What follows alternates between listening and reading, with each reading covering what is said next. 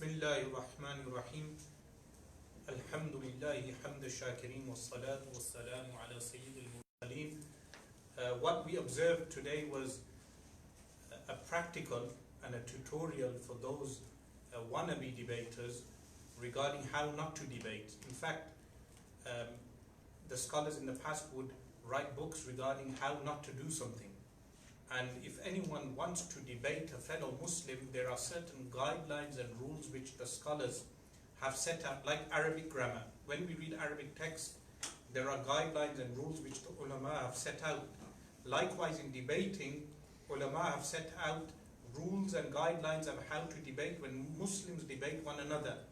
This individual, when he came, I mentioned to him this book, Rashid. Now this goes above the heads of many people watching, even the Deobandi followers of this individual, when they do not know that this book is taught in Darul Ulum Deoband. This book is taught in all the Darul Ulum supposedly, but whichever graduate I have debated from these Darul Ulums, they have been unable to apply the rules and principles of these works.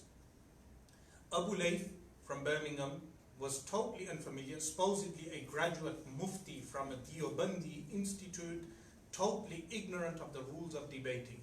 Likewise, this individual, Usman, who came from Bradford, totally ignorant, was unable to answer simple questions regarding the rules and regulations of debating. He reinterpreted what I was doing as being running away from the debate. Well, this can never be the case, because there are individuals who are more learned than him. In fact, this individual, I would say, is totally ignorant, is not even learned, who are more learned than him, that I have debated and sat with. They were able to conduct themselves according to the regulations of adab al-bahthi wal-munadhara, mannerisms of debating and the rules and regulations of debating. So, where does this leave us? If the graduates of the Darul Ulums in the UK are of this caliber, then the future is bleak for the people who follow these type of graduates. Why is the future bleak? Because they will be unable to apply the principles of Islam in a modern context. And this is why I would say Abu Layth has rebelled to the other extreme of the spectrum. You have two extremes of the spectrum. You have the graduates who become extreme secularists, and in some cases agnostics, and then you have the graduates who become takfiri, meaning those who declare Muslims kafir. Now he said regarding me that I have declared people disbelievers. In fact, if a person relates a fatwa, it does not necessarily mean he as an individual is declaring other Muslims as disbelievers. Now where I wanted this discussion to go to, because he was unable to even classify his claim. He was unable to classify the claim. What type of claim is this? When he realized he's unable to, he didn't know the classifications. He was unaware. In order to cover that, he attempted to make diversions. And this is what Abu Layth did. Meaning, if he was ignorant of the terms, he should have said, I am unfamiliar of these terms. I would have explained the terms to him. I would have schooled him in that regard, and then moved on to those principles of debating. Now, the paper that he gave, it said blasphemous texts of Barelvi ulama. Ahmad Rida Khan and other Barelvi ulama are guilty of blasphemy in light of Barelvi principle. So he wanted to extract works of those whom he terms as being Barelvi ulama and then say they are blasphemous. So I wanted him, now if he had told me what type of claim this is a tasdeeq. By the way, if he is listening, he should have said this is tasdeeq. This is an affirmational construct where he has made a claim, and then I would have asked him, which is known as istifsar, with questioning. I would have questioned him, what does he exactly mean by blasphemy? It's a broad term, specified, meaning disbelief. And I would have asked him the types of disbelief, the definition of disbelief, and how one applies a fatwa of disbelief on individuals. Now, what is my stance on declaring other Muslims kafir? What rules and regulations do we follow? Let me tell you something. I had something prepared for him, and now that he is gone, I will show the viewers that our ulama, when I say our ulama, this is a broad term, Sunni ulama, which is not limited to Pakistan and India. In fact, I believe so many of the discussions that occur in Pakistan and India are so irrelevant to this country. In fact, the author of one of these works, Muti'ur Rahman, in the introduction, the person who wrote the introduction states, those who do not even know Urdu are not even obliged to believe anything regarding those people. So why on earth are you attempting to declare other Muslims as disbelievers without looking at the fact that scholars, firstly, have said that there are 729 possibilities of any statement. This is one rule, 729 possibilities. If someone states a blasphemous statement, kufr, heretical statement, there are 729 possibilities why that individual may have said that statement. He said from Barelvi ulama, the principles of Barelvi ulama, these same scholars he calls Barelvi ulama have placed those 729 possibilities. From these 729, they only declare one possibility as the individual being a disbeliever. So imagine this, any statement or an action of an individual which people will say this is disbelief, the mufti, the scholar, the real learned scholar, not someone who only knows the 6 principles of tabligh, not someone who just studied 4 years or 6 years, this does not make you a scholar, meaning learned ulama, the likes of Shaykh Murabit al-Hajj, rahimahullah ta'ala, who spent decades studying and teaching.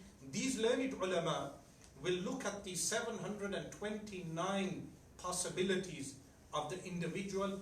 If the person passes 728 possibilities of not being a disbeliever, then they will declare him a disbeliever. This is something known as ihtiyat, precaution, before declaring other believers disbelievers. And these are the principles that the so-called Barelvi ulama of India and Pakistan follow. These are the principles. So even if he had gone into the debate, they examine the statements of any scholar. Now with me, I have one of the works of Imam Ahmad Rida Khan, rahimahullah ta'ala, known as Imba'ul Hayy. If you check this work on page 237, he has a section regarding whatever is transmitted from the scholars, awliya of Allah subhanahu wa ta'ala, people like Shaykh Muhyiddin Ibn Arabi, rahimahullah ta'ala, and other great scholars. There are 4, meaning if they have statements that go against outward the Sharia, there are 4 possible ways in which this can be looked and examined. Meaning, he did not rush to do takfir of any individual. He had these principles. In fact, these principles, I highlighted these principles to some of the ulama of Deobandi in UK, who I met 2 weeks ago in a private gathering. We had a discussion regarding this. I referenced for them this work of Imam Ahmad Rida Khan in Fatawa in volume 21 of the new edition, this work known as Hajbul Awar or Hajbul Awar an Makhdumi Bihar. This is one work of his, where he gives the guidelines and principles that if you find a kufr statement in any scholar's work, there are guidelines and principles before giving a judgment regarding that scholar. For instance, previously I mentioned in the paradigm shift lecture that there was a Sunni scholar who referred to Fadlul Haq Khairabadi and the followers of Ismail al-Dahlawi and the followers of Fadlul Haq Khairabadi, and both the groups being ma'jurain, meaning both groups are rewarded. Did this scholar really say this? The answer is no. You will find that there is tahrif in his work. There were people who, when they published the fatwa, they added those things onto the works. If Deobandi ulama today said that whatever statements you find in our works have been tampered, and they said we do not believe in this and we do not make tenets, these tampered statements as tenets of faith, the disputes would cut down. An example of applying these principles, and by the way, these principles are also mentioned by Imam Ahmad Rida Khan in another work, Idhar al-Haqq al-Jali. He mentions these principles. An example, Maulana Al-Haj Imdadullah Muhajir Makki Rahimahullah Ta'ala, a great scholar that Deobandis hold in admiration, and we Sunni Muslims also hold in admiration. If you look at his work, Kulliyat Imdadiyah, he has statements, the likes of which, where he mentions that a human being, so where he mentions in this particular work that a person zahir mein banda or batin mein khuda ho jata hai.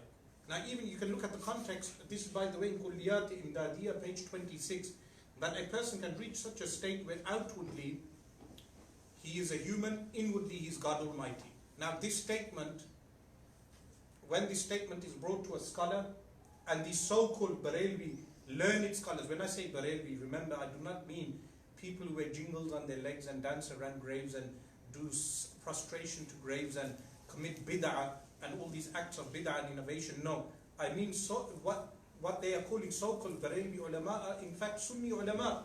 What do? They examine the statement with 729 possibilities before applying any fatwa. Before applying, now if someone thinks that this is something I'm making up, they can refer to the book of Maulana Muti'ur Rahman, which is online. You can get this book online. This book, Ahl Qibla ki Takfir, here is a hard copy. Ahl Qibla ki Takfir. This book, he warns regarding declaring all Deobandis as kafir, all Salafis as kafir, all Nadwis as kafir, all so-called Barelvis and Sufis as kafir. He warns against this. He's what Uthman would refer to as a Barelvi alim. This scholar in fact warns against this. He says when a fatwa of disbelief is given, there are 729 possibilities of any verdict of disbelief. After the scholars have examined 728 possibilities, they only give the fatwa based on one after examining 728. Meaning they look at the statement. Is the statement possible to be reinterpreted? There are two ways of interpreting. Ta'wil ba'id, a far-fetched interpretation, ta'wil qarib, or a ta'wil batil. Ta'wil batil would mean a totally rejected interpretation. They look at all these things. They look at the statement. They look at whether the person actually said the statement. Then they look at whether the person retracted the statement. After they examine all of these possibilities, which end up being 729 possibilities, then they give a verdict that this person is a kafir, this individual is a kafir. Likewise, if you find any statements of scholars in their works, like the work of Al-Haj Imdadullah Muhajir Makki Rahimahullah Ta'ala, or Shaykh Muhyiddin Ibn Arabi, or any one of the great ulama of Islam, a person cannot rush to declare that individual a kafir. They can say the statement is wrong, but why is the statement made? They will look at all the rules and regulations that the ulama have mentioned. Now this similar statement is mentioned by Maulana Ashraf Ali Tanwi, the scholar of Deoband. This scholar of Deoband, he has this book on Shaykh Muhyiddin Ibn Arabi. In fact, he has a few words on Shaykh Muhyiddin Rahimahullah Ta'ala. If you, this Armaghani Ibn Arabi, this work Armaghani Ibn Arabi, this work is in total how many volumes? One volume, 3 volumes in total. And in this volume, this particular volume, what volume was this? There's 1 volume, 3 Yes, there's 3 treatises written by him in this monographs written, and in one of them on page 106. So this work again is published in the year 1999, and the publishers are mentioned here also as Tasawwuf Foundation, which is found in Pakistan, in Lahore, Tasawwuf Foundation. So Maulana Ashraf Ali Tanwi has this statement where again he mentions here that if someone again claims, if you इस इबारत में अब्द के लिए इलाहियत का हुक्म कर दिया, bina'an ala istilah, that in this statement that Shaykh Muhyiddin has stated that a human being becomes God.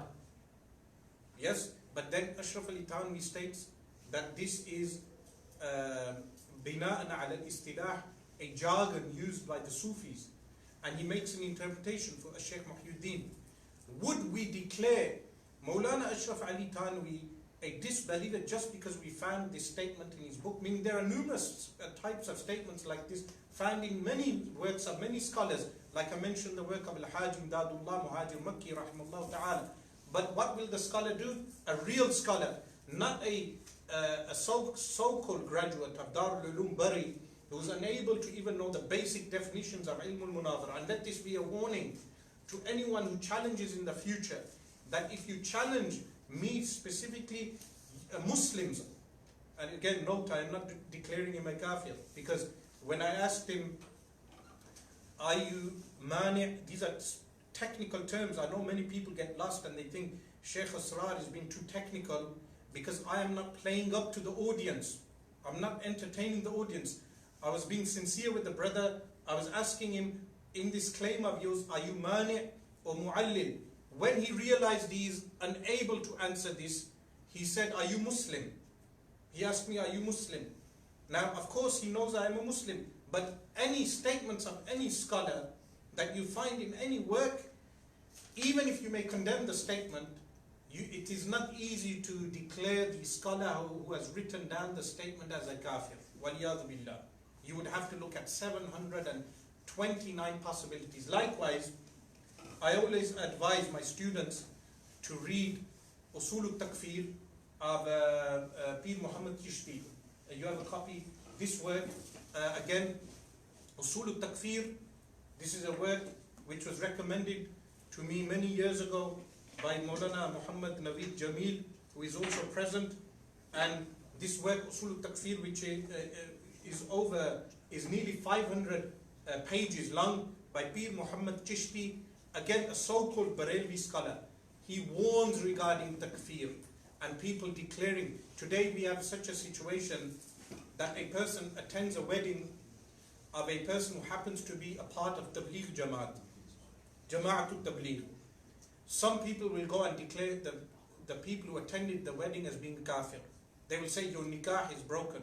Is this permitted according to the usul, the principles that so-called Barelvi ulama have written? The answer is no. If you read Usul al-Takfir and you read Ahl Qibla ki Takfir, which is this work which I pointed out, and a real learned scholar will look at all these 729 possibilities. This is why in previous discussions with the likes of Shaykh Hamza Yusuf and other people, when people said that you are declaring him a disbeliever, those people are unfamiliar with the background of the ulama that we associate with. Those ulama, whether they be scholars of Pakistan or whether they be scholars of Syria, are muhtat, are precautious before declaring any person a disbeliever. This is why what we have learned from today, two things minimum. Number one, never debate an ignorant man. In future, if anyone wants to debate me from the Muslims, they must write down their claim, write down what issue they want to debate me on, and they must strictly follow the rules of adab al-bahthi wal-munadhara. I debate atheists according to their principles. But this individual, he said to me, debate me with my principles. This is absurd. I will never go into reading Arabic text other than except by using nahab, grammar, Arabic grammar. Likewise, when debating a fellow Muslim, I will debate him using the principles that have been set down by those scholars that we agree upon. Now, unfortunately, this also happened with Abu Layth. He was unable to understand the rules of principles of debating, even though in that case I would let off Abu Layth lightly because I challenged him. In this case, this individual challenged me. So if he challenged me, he is the mudda'i, the mu'allil. He was the mu'allil because his da'wah was tasdeeq. This was the answer. He couldn't even answer this, and to run away from this, he may be able to entertain young people who are unfamiliar of this. Likewise, when debating Al-Ustad Abdul Rahman, when he was unable to answer al-hukm al-aqli, the rational judgment, he attempted to divert the subject. His young followers may think, yes, by shouting you have won the debate. I said to this individual, you are not in Hyde Park. This is not Hyde Park. We are in a professional setting and we do not shout over one another or interject one another. People have observed my debates with atheists, non-Muslims, and with other Muslims. You will notice that in none of those debates I shout, nor am I rude to my interlocutor. In fact, I attempt to be well-mannered as much as possible. But this individual arrived with the intention of flaring up sectarian tension. Now he said, you are afraid to open up the books of these scholars. The answer is no. I wanted to agree with him on the principles. Now, this piece of paper that he wrote, he said we will agree according to so-called Barelvi principles. If he had waited and had patience, if he had agreed to these so-called Barelvi principles, I would have gifted him a copy of this book. And he would have read this book according to so-called Barelvi principles. Before declaring any individual a kafir, you must read 729 possibilities.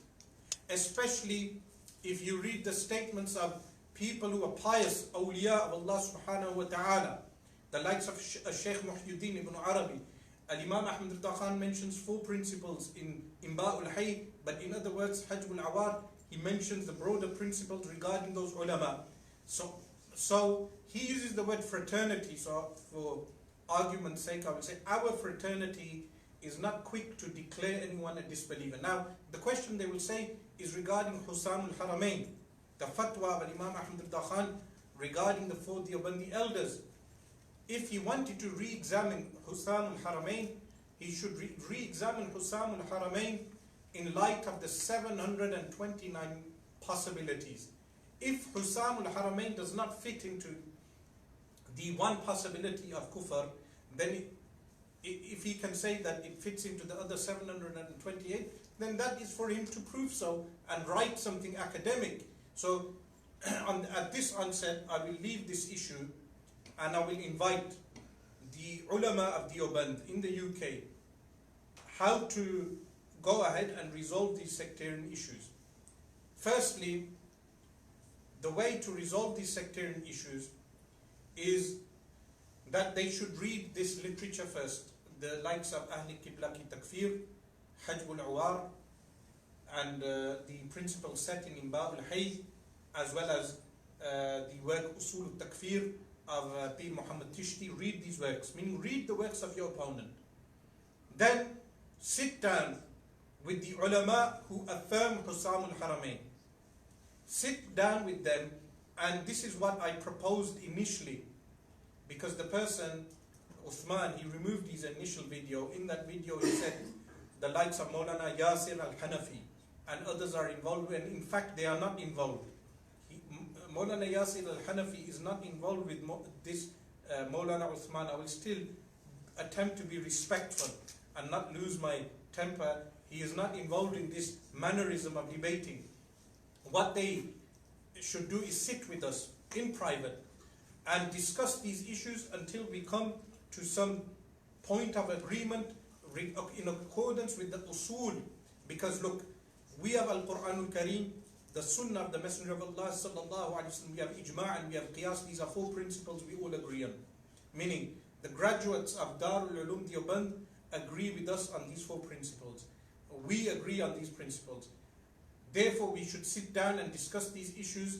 But if he is coming just to say that you are a kafir, because at the end, that is what he declared me as. He said, according to your Maulana Ahmad Khan, you are a kafir because you refer to me as Maulana, therefore you are a kafir, according to your principles.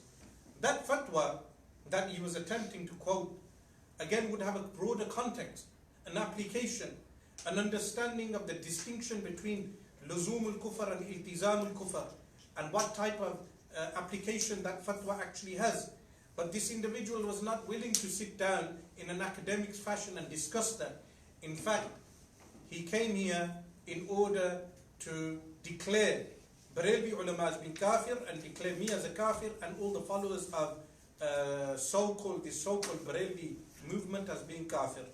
So how do we move forward? We move forward by sitting down and discussing firstly with learned ulama, the likes, meaning learned ulama from their side, the likes of Maulana Yusuf Mutala, who is not into sectarian partisanship, as from what I have heard. These are the elders of the Deobandi ulama in the UK. Our ulama are willing to sit down. I mean, when I say our ulama, those scholars who have the same Sunni positions as I do, they are willing to sit down in private, not in public, and discuss these issues as to how to come to a common ground and a point of agreement. Additional to that, this individual has been ostracized, meaning he was unable to even muster up support from his own community. He has been ostracized. I met ulama of Deoband 2 weeks ago. They told me that he has been ostracized. They do not like his approach. They see him as being divisive. Additional to that, he is unable to apply what he has learned. Meaning, there is one thing reading these works, polemical works theoretically, but it is another thing to apply those works in everyday life. Like some people read fiqh works, they cannot apply them in a modern context. This is why Abu Layth has rebelled to the other side, because the Binori people were unable to teach him how to apply kalam, theology and fiqh, jurisprudence in a modern secular world. For us, however, with the scholars that I have studied with, we are able to apply, alhamdulillah, fiqh, jurisprudence and kalam in a modern context without forfeiting our principles. So these principles which he was denying, these principles are principles which they study, but he was unable to apply. And this lack of application made him lose his temper. This is the short message that I have for people who tuned in today. But additional to this, I would say, in future, anyone who would want to challenge me to a debate, write down your proposition in English and Arabic, both. Muslims, this is for Muslim scholars, in Arabic and English. And you must debate me according to the principles of adab al-bahthi wal-munadhara, not your own principles that you make as you go along. If you are willing to do this, then a debate can ensue.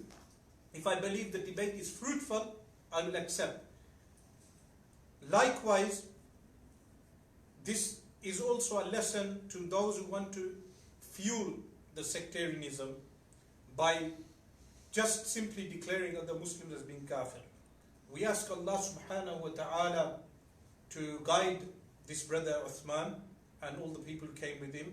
And I would like to ask the brothers who are sitting if there are any additional questions or points that I may have missed that they would like me to add. Are there any additional points? So we finish at that point. Jazallahu anna Sayyidina Muhammadun sallallahu alayhi wa alihi wa sallam ma huwa ahluh. Subhana rabbika rabbil izzati amma yasifun.